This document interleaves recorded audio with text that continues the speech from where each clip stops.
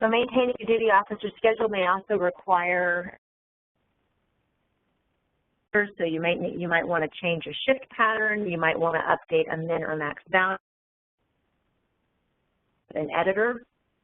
You can also, filling gaps, you could delete a shift assignment,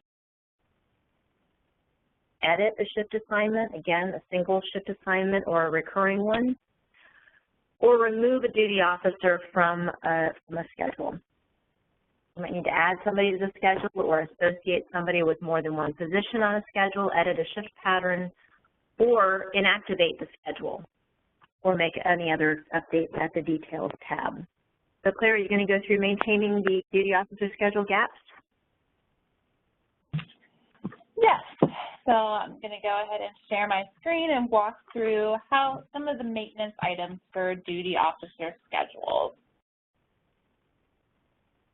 So one of the things I want to point out for maintenance, whoever's responsible for maintaining the duty officer schedule and making sure there's enough people on call is able to do so by using the color coding here on the rostering tab. So again, this rostering tab is where we're actually signing people up for shifts. And here we're easily to see who, if there are any scheduling gaps for a particular shift assignment. So one of the colors first that we do not need to pay attention to for this activity are the colors next to an individual. So sometimes we see this light pink, other times we might see a green next to somebody, next to an individual, and that doesn't matter in relation to a shift being filled.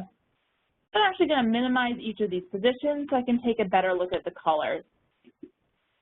So here next to duty officer, I see a couple of different things going on. Here on this very first shift pattern, looks like I have more than one person signed up. I know that because I see this dark blue color here on this shift pattern. If I see that dark blue, it means that the shift is above capacity.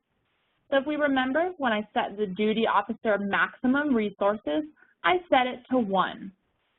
Because there are more than one person signed up for this shift, it's going to show as a dark blue. I can either choose to leave both people signed up for that shift, or I can choose to contact one of the duty officers and let them know that there's somebody else that is already working that shift. I also see this green color. When I see green, that means the shift is at capacity. It means that just enough people have signed up for this particular shift. Finally, we see this red or dark pink color. This means the shift is below capacity. In this case, I know that I set my minimum resources to 1, so I needed at least one person to sign up. So I know that this shift needs to have a duty officer assigned. So I can work to call my duty officers and see who might be available to fill these particular times.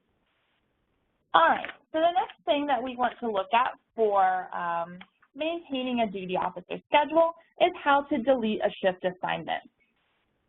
So there are multiple ways that we could delete a shift assignment. First, we can delete just a single shift, or we can delete a reoccurring shift pattern. So if I wanted to delete just a single shift, I'm going to come down and select the shift I wish to delete. I'm going to click on it, click delete.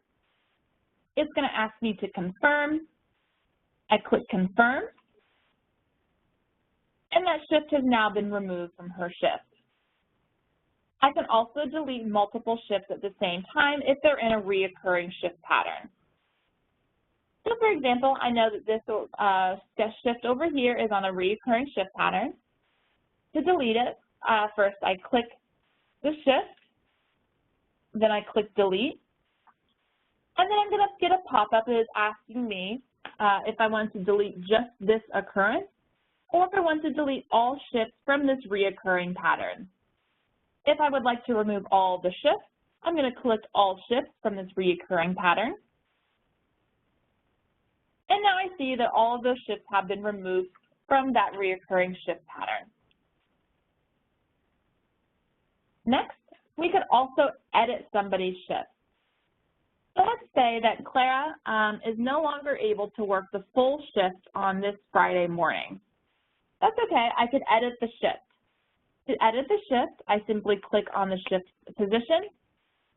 I click Edit. And from here, I'm able to adjust the shift start and end time. So let's say that Clara only wants the shift to now go to 7 a.m. I click OK. And now we see that this shift has shifted over. So if I click on it, now the shift start is from 12 and the end time is 7 a.m. I'm also able to edit the reoccurring shift patterns or the longer shift patterns. I know it's just deleted those, but if you needed to edit a reoccurring shift pattern, you could do so. You could either edit a single shift in the recurring shift pattern, or you could edit multiple shifts in that recurring shift pattern. Next, I would like to show how you can remove a duty officer from a duty officer schedule. So as if you remember, in order to add somebody to the duty officer schedule, we did through the Resources tab. In order to remove somebody, we're also going to do that from the Resources tab. To remove somebody's affiliation from a position, we're going to click on that position, give it a moment to load. Here it's going to load all the duty officers, listing the ones first that I have already assigned to this particular role. In order to remove them from that role, I simply uncheck the check mark next to their name, and they've been removed from this schedule. Note that when you remove somebody from a particular position on the schedule, it automatically removes all the shifts that they had assigned to them. So if I click over here to the Rostering tab, I see that Alexandra, Arkansas is no longer associated with this position, and all of his shifts have been removed. Okay, thank you, Clara. Okay, so another thing that you might need to do is inactivate a duty officer schedule. You typically are going to do this if you're going to maybe replace a schedule with another one. So maybe you're changing the way that you are configuring your duty officer schedules or your coverage for your region. The important thing to remember is that only one duty officer schedule should be active for each of a region's counties or DAT territories at a time. And then you also, conversely, need to be careful that you're not leaving a particular geography uncovered. So if a duty officer schedule is active, it will display for self-registration at the DAT app. It will be recognized as a potential duplicate if a new duty officer schedule is created and that same geography is selected. It will display at an Event Records Dispatch tab. And if it's configured for automatic notifications, the system will send automated notifications for events associated with that schedule, even if the event occurs outside of the schedule's start and end date range. So conversely, if the schedule is inactive, it does not display for self-registration. It is not recognized as a potential duplicate.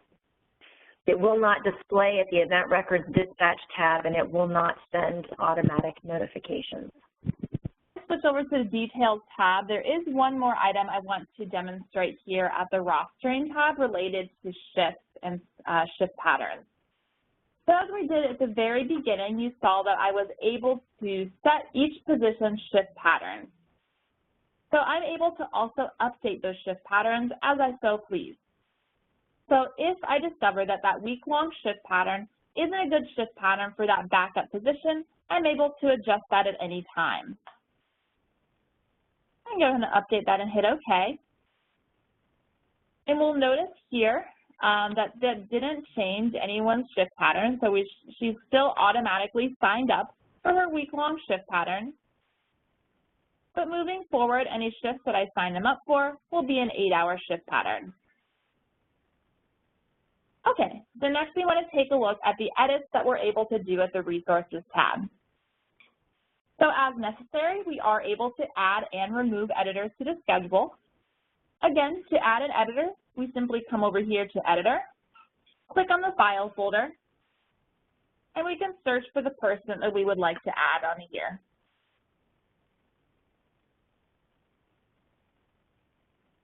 Select that person, and now she's an additional editor.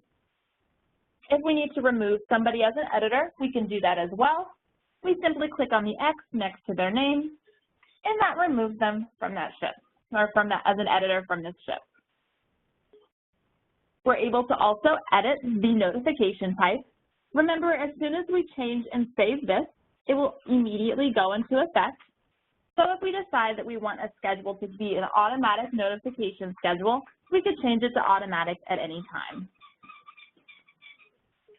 Next, as Anna mentioned, we're able to inactivate a schedule. So if we're no longer using a particular schedule because we built a new one to replace it, here at the schedule status, we simply click the drop-down and set it to inactive. Finally, we're also able to edit the shift start date, or the shift start or end date. So if it's starting to get close to that June 6, 2021, and we want to continue using the same schedule, we're able to come in here and edit that date.